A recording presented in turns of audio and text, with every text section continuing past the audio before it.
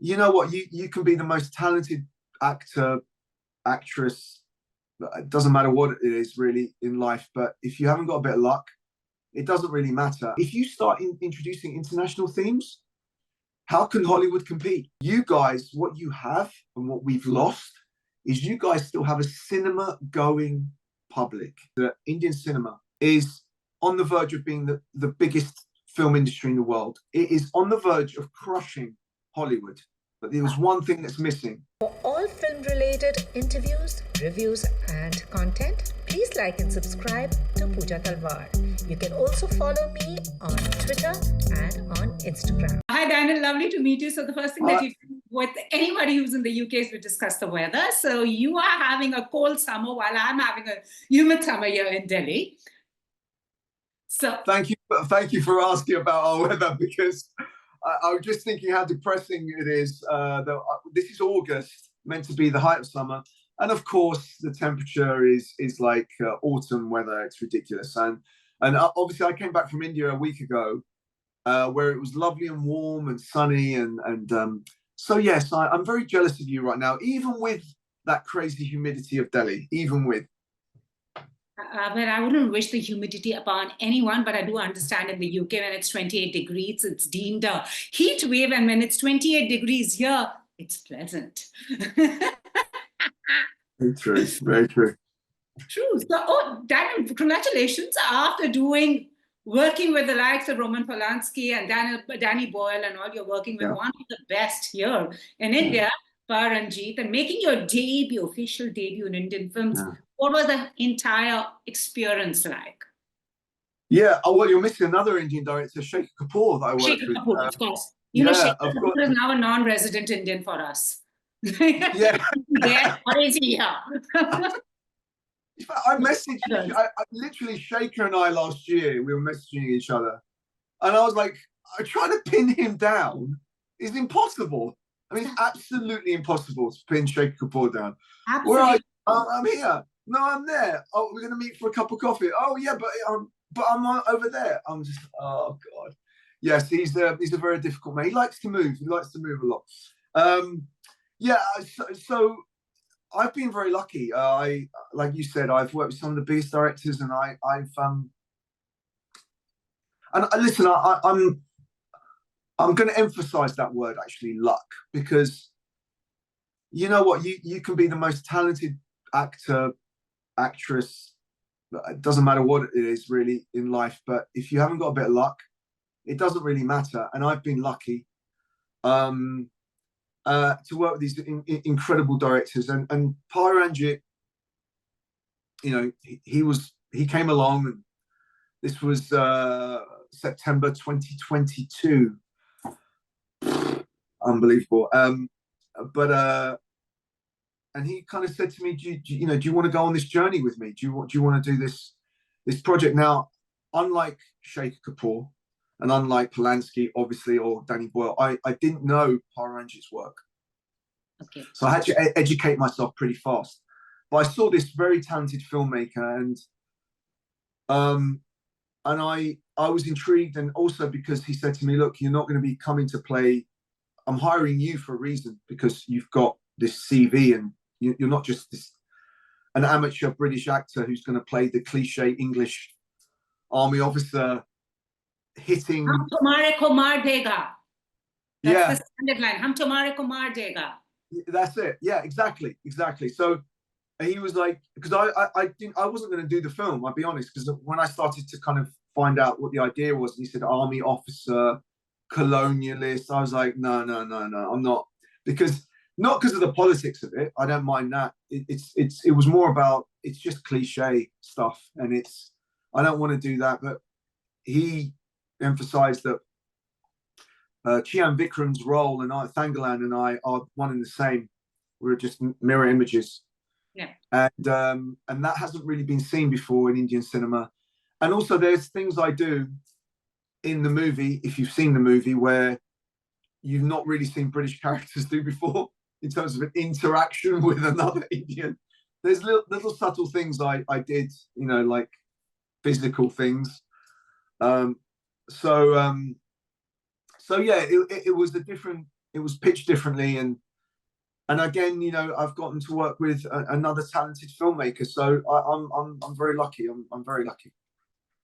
Also, Paranjit's grammar is very different from the filmmakers you work, because every filmmaker has a very different grammar. Yeah. And in the Indian context, his grammar is very different from the others who have made these opuses.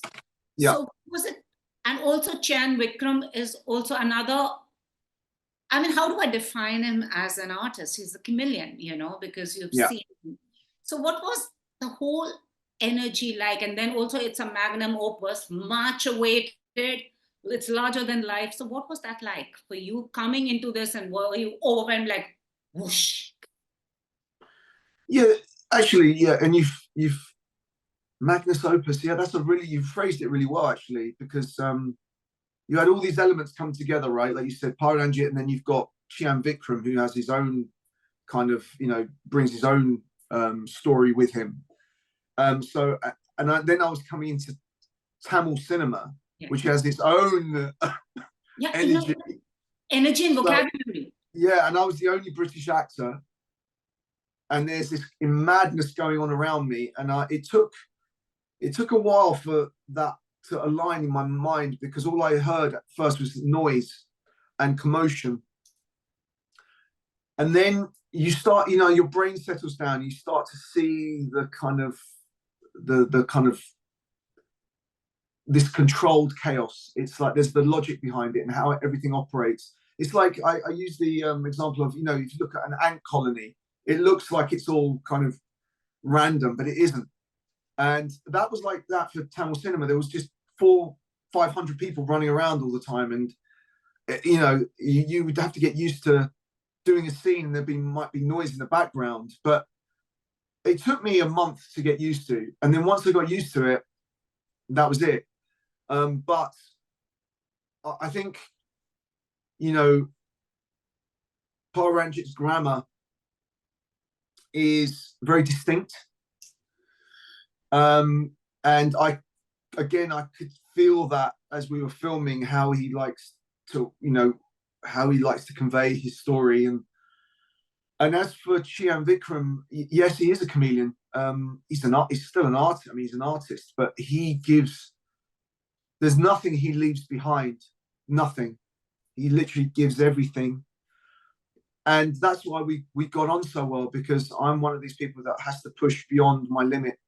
So I had this kind of soulmate in many respects. We understood each other, and I could push beyond, and he could push, and we were there for each other all the time. And I think for me, that's of great significance. And it's rare that you see artists like that, and someone who's willing to do anything for the role. And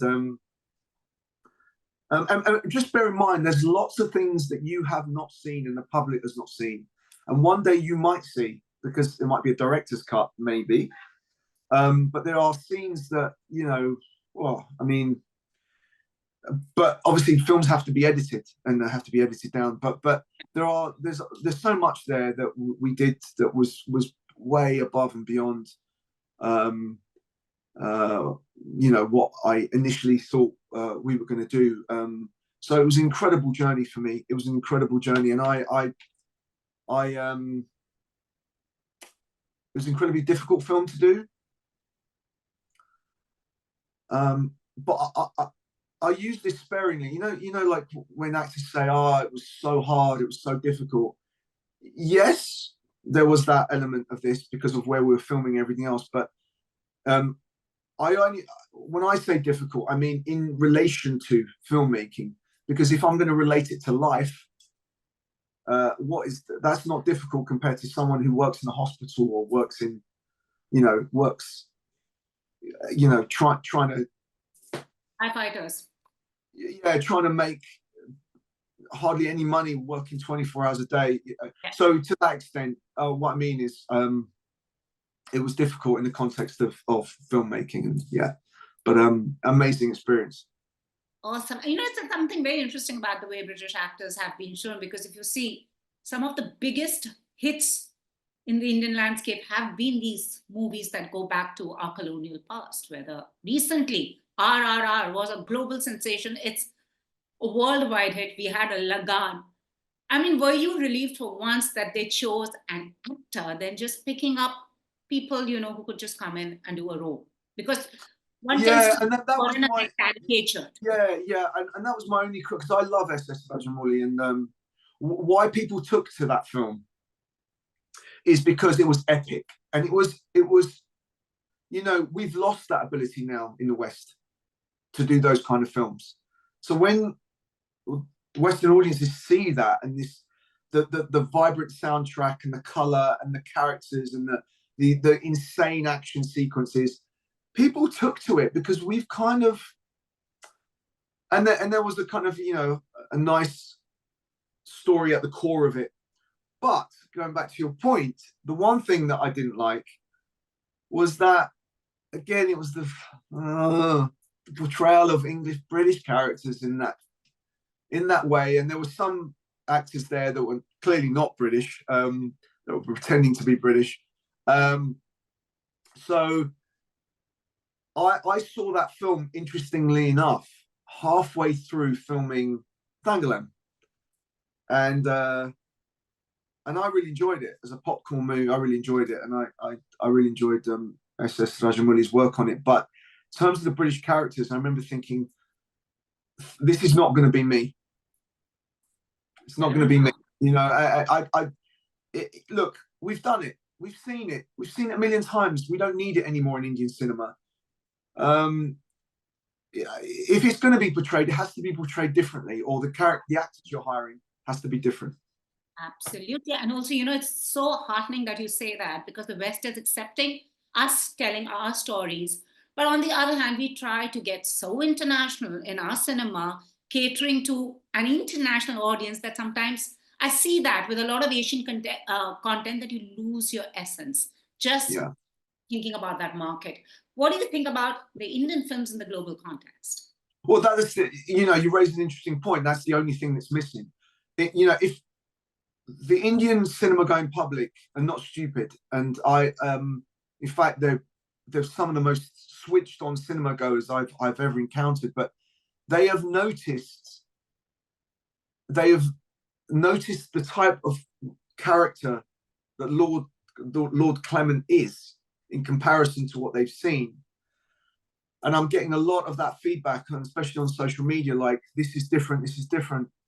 The only thing that's missing, and this is what drives me crazy, because I think that Indian cinema is on the verge of being the biggest film industry in the world. It is on the verge of crushing Hollywood. But there was one thing that's missing.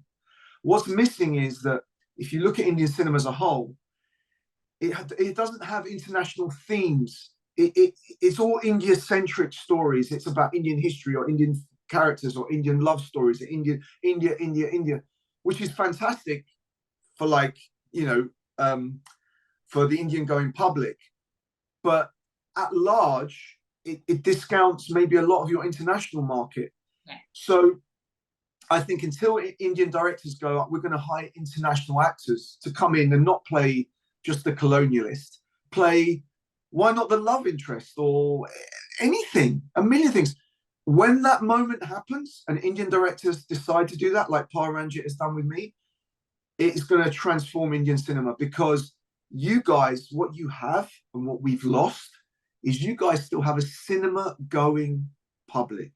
Now, do you know how important that is? Because we don't have that anymore.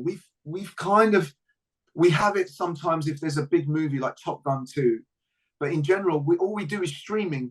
So we've lost big, epic RRR, SS Rajamouli type movies. We've lost it because we kind of stopped going to the cinema. We gave it up, but you guys still have that. So if you start introducing international themes, how can Hollywood compete? How can it compete? So I think I'm excited to be a pioneer. Oh, at the amazing. No, but that's so lovely, because now as we wrap, as you said, Shekhar Kapoor is a man without, actually he is a director. I mean, art knows no boundaries. He's like every language. So lastly, which is an Indian film that you've enjoyed, and what do you hope to see in the future, expect to do in the future? What's an Indian film that I've enjoyed? Yeah. Oh, God, that's a difficult Other than question. the one you've shot. So again? Other than the one you've shot. Other than what I've caught.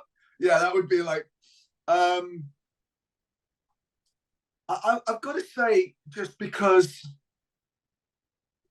how it, I think, affected me. But when I saw Madras, I know it's kind of Paranjit and stuff. I know, but I think that was I really understood implicitly when I saw that recently in 2022.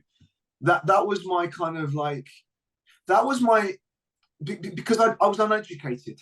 I was an uneducated Westerner. So my idea of Indian cinema, even though I had a better idea than most Westerners, because I'd spoken to Sheikh Kapoor and Tarsem Singh and I'd seen stuff, but a lot of the stuff that's Indian export is Bollywood, right? So seeing this film like Madras, which was a powerful social commentary on, you know, on people's lives, etc. And I think that it was a kind of different filmmaker that I expected, and that was my kind of not just my introduction to Paranjit, but it was my introduction into people telling me, look, there's a whole brand of new filmmakers coming out of Telugu, Tamil, Mollywood. There is this really talented bunch of guys and girls coming up, and that really kind of gave me that insight into that fascinating, different kind of Indian filmmaking that I hadn't expected. In terms of where the future lies, maybe for me is, like I said to you before, until Indian directors like sort of pick up the phone and say, "Oh, Daniel, do you want to come not play the colonialist, but come and play